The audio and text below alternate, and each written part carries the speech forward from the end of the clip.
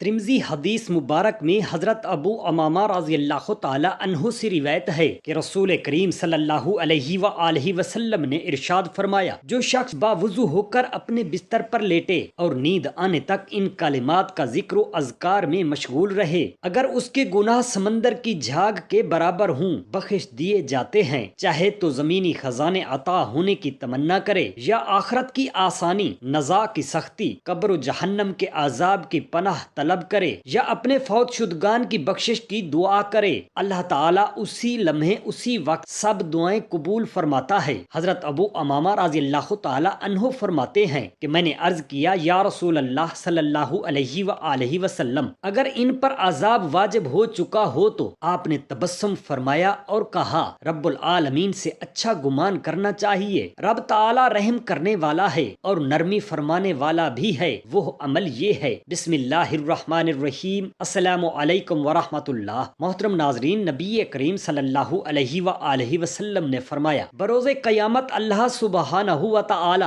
مومن کو بلائے گا اور وہ رب العالمین کے سامنے کھڑا ہو جائے گا۔ اللہ سبحانہ و تعالی ارشاد فرمائے گا، اے میرے بندے، میں نے تجھے حکم دیا تھا کہ دعا کرو تم مجھ سے، اور میں نے تجھ سے وعدہ کیا تھا کہ میں تمہاری دعا قبول کروں گا، کیا تو نے مجھ سے دعا مانگی تھی؟ مومن عرض کرے گا، اے میرے پروردگار، میں نے دعا مانگی تھی۔ تو اللہ تعالیٰ ارشاد فرمائے گا، تو نے دعا نہ کی مگر ہم نے تیرے حق میں اسے قبول کر لیا۔ کیا فلاں فلاں دن تو نے دعا نہ کی کہ تجھ سے وہ غم دور کر دیا جائے جو تجھ پر آیا تھا؟ تو میں نے تجھ سے وہ غم دور کر دیا تھا۔ بندہ عرض کرے گا، بالکل میرے پروردگار۔ اللہ تعالیٰ فرمائے گا، پس میں نے اسے تیرے لیے دنیا میں ہی پورا کر دیا تھا۔ اللہ عز و جل ارشاد فرمائے گا، اور تو نے فلاں فلاں دن یہ دعا کی کہ جو دکھ مجھے پہنچے تھے وہ مجھ سے دور کر دیا جائے، مگر وہ درد و تکلیف دور نہ کیا گیا۔ بندہ عرض کرے گا، اے میرے پروردگار، ایسا ہی ہوا تھا۔ تو اللہ تعالیٰ ارشاد فرمائے گا، ہم نے تیرے لیے جنت میں فلاں فلاں چیز اس کے بدلے ذخیرہ کی ہے۔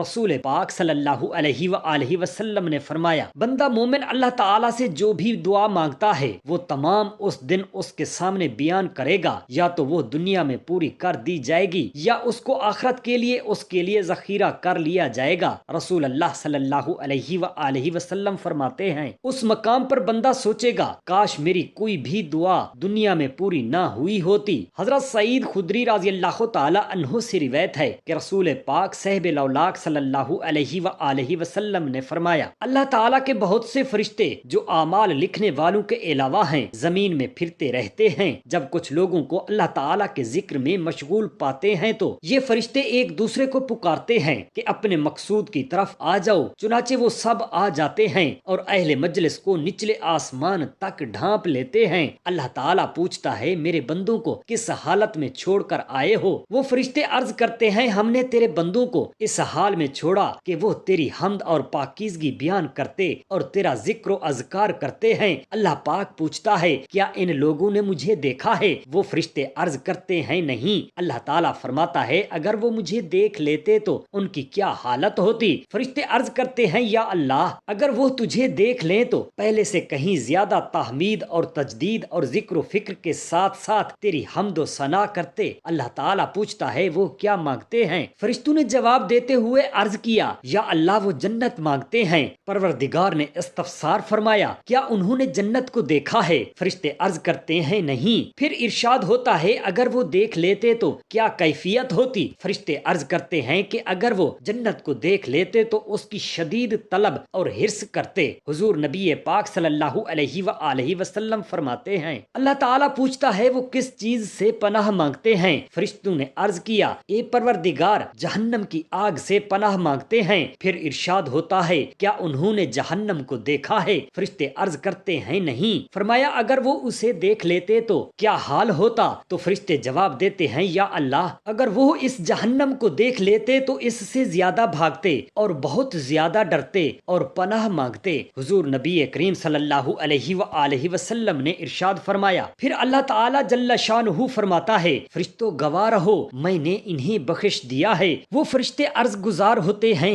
اے پروردگار، فلاں آدمی بہت گناہ گار ہے، وہ ذکر سننے کے لیے نہیں آیا تھا بلکہ کسی کام کے لیے آیا تھا۔ اللہ تعالیٰ فرماتا ہے، یہ وہ لوگ ہیں جس کا ہم نشین نشین بھی بدبخت نہ ہوگا۔ حضرت صہیب رضی اللہ تعالی عنہ سے روایت ہے کہ رسول خدا صلی اللہ علیہ وآلہ وسلم نے ارشاد فرمایا، گزشتہ زمانے میں ایک بادشاہ تھا اور اس کے پاس ایک بہت بڑا جادوگر تھا۔ جب وہ جادوگر بوڑھا ہو گیا تو اس نے بادشاہ سے کہا، میں بوڑھا ہو گیا ہوں، لہذا میرے پاس کوئی لڑکا بھیجو تاکہ میں اسے جادو سکھا دوں۔ بادشاہ نے اس کے پاس ایک لڑکا بھیج دیا اور وہ اسے جادو سکھانے لگا۔ لڑکے کے راستے میں ایک راہب رہتا تھا اور وہ لڑکا اس راہب کے پاس بیٹھنے لگا اور اس کی باتیں غور سے سنتا اور پسند کرتا تھا۔ وہ لڑکا جب بھی جادوگر کے پاس جاتا وہ اسے مارتا اور جب جادوگر کے پاس سے لوٹتا تو راہب کے پاس بیٹھ جاتا اور اس کا کلام سنتا۔ پھر جب وہ جادوگر کے پاس پہنچ جاتا تو جادوگر اسے مارتا۔ لڑکے نے اس بات کی شکایت راہب سے کی تو راہب نے اسے کہا، جب تجھے جادوگر کا خوف ہو تو کہہ دیا کرو مجھے گھر والوں نے روک رکھا تھا، اور جب گھر والوں کا خوف ہو تو کہہ دیا کرو کہ مجھے جادوگر نے روکے رکھا تھا۔ وہ اسی طرح کرتا رہا۔ ایک دن وہ لڑکا جادوگر کے پاس جا رہا تھا، کیا دیکھتا ہے کہ ایک بہت بڑا سانپ جانور لوگوں کا راستہ روک رکھا ہے۔ اس لڑکے نے دل میں کہا، آج میں جان جاؤں گا کہ یہ جادوگر افضل ہے یا راہب افضل ہے۔ چنانچہ اس نے ایک پتھر اٹھایا، پھر کہا، اے اللہ پاک، اگر تجھے راہب کا معاملہ جادوگر کے معاملے سے زیادہ پسند ہے تو اس جانور یعنی کہ سانپ کو ہلاک کر دے تاکہ لوگ گزر جائیں۔ یہ کہہ کر اس لڑکے نے پتھر مارا اور وہ جانور بہت بڑا اژدہا سانپ اس پتھر سے ہی مر گیا۔ وہ لوگ گزر گئے۔ پھر وہی لڑکا راہب کے پاس آیا اور پورا واقعہ کی خبر دی۔ راہب نے اس سے کہا، اے بیٹے، آج سے تم مجھ سے بھی افضل ہو گئے ہو۔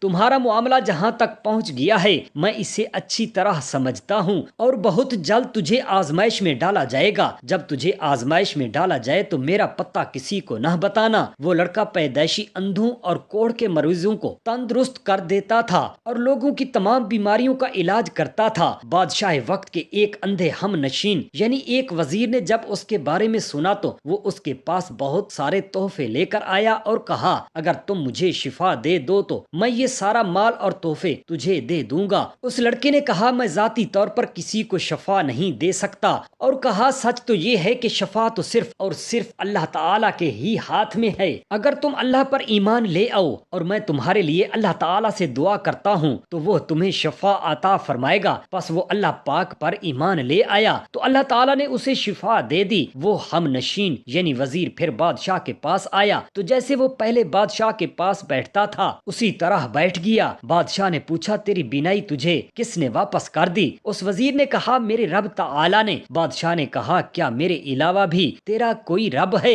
اس نے کہا، میرا اور تیرا رب ایک ہے۔ بادشاہ نے اسے گرفتار کر لیا اور مسلسل سزا دیتا رہا حتیٰ کہ اس نے لڑکے کے بارے میں اسے بتا دیا۔ چنانچہ اس لڑکے کو لایا گیا۔ بادشاہ نے کہا، اے میرے بیٹے، تیرا جادو یہاں تک پہنچ گیا ہے کہ تو مادر زاد اندھوں کو اور کوڑھیوں کو تندرست کر دیتا ہے اور فلاں فلاں کام کر لیتے ہو۔ لڑکے نے کہا، میں کسی بھی شخص کو شفا نہیں دے سکتا، یہ تو صرف اللہ تعالیٰ ہی دیتا ہے۔ پس بادشاہ نے اس لڑکے کو بھی گرفتار کر لیا اور اس لڑکے کو اس وقت تک مارتا رہا یہاں تک کہ اس لڑکے نے اس راہب کا پتہ بتلا دیا۔ چنانچہ راہب کو بھی لایا گیا اور اسے کہا گیا کہ تم اپنا دین چھوڑ دو۔ راہب نے انکار کر دیا، لہٰذا بادشاہ نے ایک آرا منگوایا اور اسے راہب کے سر کے بالکل درمیان میں رکھ دیا اور اسے چیر کر اس کے دو ٹکڑے کر دیے یہاں تک کہ اس کے جسم کے دونوں ٹکڑے ادھر ادھر گر پڑے۔ پھر بادشاہ کے ہم مجلس کو لایا گیا اور اس سے مطالبہ کیا گیا کہ اپنے دین سے پھر جاؤ۔ اس نے بھی انکار کر دیا۔ اس کے سر کے بیچوں بیچ بھی آرا رکھ کر چیر دیا گیا اور اسے بھی دو ٹکڑوں میں تقسیم کر دیا گیا حتیٰ کہ اس کے دونوں ٹکڑے دائیں بائیں گر گئے۔ پھر اس لڑکے کو بھی لایا گیا، اس سے بھی کہا گیا اپنے دین سے باز آ جاؤ، اس نے بھی انکار کر دیا۔ چنانچہ بادشاہ نے اس کے سر پر آرا پھیرنے کی بجائے اسے اپنے سپاہیوں کے ایک گروہ کے حوالہ کر دیا اور حکم دیا، اس لڑکے کو فلاں پہاڑ پر لے جاؤ اور اسے لے جا کر پہاڑ پر چڑھ جاؤ۔ جب تم اسے لے کر پہلی چوٹی پر پہنچ جاؤ تو اگر یہ اپنے دین سے باز آ جائے تو ٹھیک، ورنہ اسے پہاڑ کے نیچے پھینک دو۔ چنانچہ وہ لوگ اس لڑکے کو لے گئے اور اسے لے کر پہاڑ کی چوٹی پر چڑھ گئے تو لڑکے نے کہا، اے اللہ، تو جیسے بھی چاہے ان کے مقابلے میں میرے لیے کافی ہو جا۔ چنانچہ ان پر پہاڑ لرزنے لگا اور تمام سپاہی گر پڑے اور وہ لڑکا صحیح سلامت چلتا ہوا بادشاہ کے پاس پہنچ گیا۔ بادشاہ نے اس سے پوچھا، تیرے ساتھیوں کا کیا ہوا؟ تو لڑکے نے جواب دیا اللہ تعالیٰ ان کے مقابلے میں میرے لیے کافی ہو گیا ہے۔ بادشاہ نے اسے دوبارہ اپنے چند اور آدمیوں کے سپرد کیا اور کہا اسے لے جاؤ اور اسے کشتی میں سوار کرو اور سمندر کے درمیان لے کر اس سے پوچھو، اگر اپنے دین سے پھر جائے تو ٹھیک ورنہ اسے سمندر میں پھینک دو۔ بادشاہ کے آدمی اسے لے کر اس لڑکے نے پکارا اے میرے اللہ پاک، تو جیسے بھی چاہے ان کے مقابلے میں میرے لیے کافی ہو جا۔ چنانچہ کشتی الٹ گئی اور وہ سب غرق ہو گئے اور وہ لڑکا صحیح سلامت چلتا ہوا بادشاہ کے پاس آ گیا۔ بادشاہ نے اس لڑکے سے پوچھا تیرے ساتھیوں کا کیا بنا؟ تو اس لڑکے نے جواب دیا اللہ تعالیٰ ان کے مقابلے میں میرے لیے کافی ہو گیا۔ پھر اس لڑکے نے بادشاہ سے مخاطب ہو کر کہا تو مجھے ہرگز قتل نہیں کر سکتا جب تک تو یہ طریقہ نہ اپنائے جو میں تجھے بتانے والا ہوں۔ بادشاہ نے پوچھا وہ طریقہ کیا ہے؟ لڑکے نے کہا تمام لوگوں کو ایک کھلے میدان میں جمع کرو اور مجھے کھجور کے ایک تنے پر پھانسی چڑھاؤ، پھر میرے ترکش سے ایک تیر نکال کر اسے کمان پر رکھو اور پھر یہ کہتے ہوئے مجھے تیر مارو بسم اللہ رب الغلام، یعنی میں اللہ تعالیٰ کا نام لے کر جو اس لڑکے کا پروردگار ہے تیر مارتا ہوں، لہٰذا جب تم ایسا کرو گے تو تم مجھے قتل کر سکو گے۔ چنانچہ بادشاہ نے لوگوں کو کھلے میدان میں جمع کیا، پھر اسے کھجور کے تنے پر پھانسی چڑھایا، پھر اس کے ترکش سے ایک تیر نکالا اور اسے کمان میں رکھا اور کہا بسم اللہ رب الغلام، یہ پڑھ کر پھر اس کو تیر مارا۔ تیر لڑکے کی کن پٹی پر لگا، لڑکے نے اپنا ہاتھ کن پٹی پر رکھا اور مر گیا۔ وہاں موجود لوگوں نے کہا آمنا برب الغلام، آمنا برب الغلام، یعنی ہم سب اس لڑکے کے پروردگار پر ایمان لے آئے ہیں۔ 3 مرتبہ چنانچہ اس بات سے بادشاہ کو آگاہ کیا گیا کہ تجھے جس بات کا خطرہ تھا بلا شبہ اللہ تعالیٰ کی قسم تجھ پر وہی خطرہ مسلط ہو گیا ہے۔ تمام لوگ ایمان لا چکے ہیں۔ چنانچہ بادشاہ نے لبے سڑک خندقیں کھودنے کا حکم دے دیا، پس خندقیں کھودی گئیں اور ان خندقوں میں آگ بھڑکا دی گئی۔ پھر بادشاہ نے کہا جو بھی اپنے دین سے نہ پھرا اسے اس آگ میں جھونک دیا جائے گا۔ اس کے کارندوں نے ایسا ہی کیا، حتیٰ کہ ایک عورت کی باری آئی اور اس عورت کے ساتھ اس کا ایک نامولود بچہ تھا۔ عورت آگ میں گرنے سے ہچکچائی تو وہ چھوٹا بچہ بول اٹھا اور کہا اے میری ماں تو صبر کر، تو یقیناً حق پر ہے۔ حضرت ابن عباس رضی اللہ تعالی عنہما فرماتے ہیں کہ حضرت عمر فاروق رضی اللہ تعالی عنہ ایک قافلے کے ساتھ مکہ مکرمہ جا رہے تھے اور میں اور حضرت ابی بن کعب رضی اللہ تعالی عنہ دونوں اس قافلے کے پیچھے چل رہے تھے۔ اچانک ایک بدلی اٹھی تو حضرت ابی بن کعب رضی اللہ تعالی عنہ نے فرمایا کہ یا اللہ پاک ہم کو اس بدلی کی اذیت سے بچا لے اور اس بدلی کا رخ پھیر دے۔ چنانچہ بدلی کا رخ پھر گیا اور ہم دونوں پر بارش کی ایک بوند بھی نہ گری، لیکن جب ہم دونوں قافلے میں پہنچے تو ہم نے دیکھا کہ لوگوں کی سواریاں اور سب سامان بھیگے ہوئے ہیں۔ ہمیں دیکھ کر حضرت عمر فاروق رضی اللہ تعالی عنہ نے فرمایا کیا یہ بارش جو ہم پر ہوئی ہے تم لوگوں پر نہیں ہوئی؟ میں نے عرض کیا کہ اے امیر المؤمنین، حضرت ابی بن کعب رضی اللہ تعالی عنہ نے بدلی دیکھ کر خدا تعالی سے دعا مانگی کہ ہم اس بارش کی ایزار آسانی سے بچ جائیں، اس لیے ہم پر بالکل بارش نہ ہوئی اور بدلی کا رخ بالکل پھر گیا۔ یہ سن کر حضرت عمر فاروق رضی اللہ تعالی عنہ نے فرمایا کہ تم دونوں نے ہمارے لیے کیوں دعا نہ مانگی تاکہ ہم لوگ بھی اس بارش کی تکلیف سے محفوظ رہتے۔ حضرت ابو امامہ رضی اللہ تعالی عنہ سے روایت ہے کہ رسول اللہ صلی اللہ علیہ وآلہ وسلم نے ارشاد مبارک فرمایا جو شخص باوضو ہو کر اپنے بستر پر لیٹے اور نیند آنے تک ذکر الہی میں یہ کلمات پڑھتا رہے لا الہ الا اللہ سبحان اللہ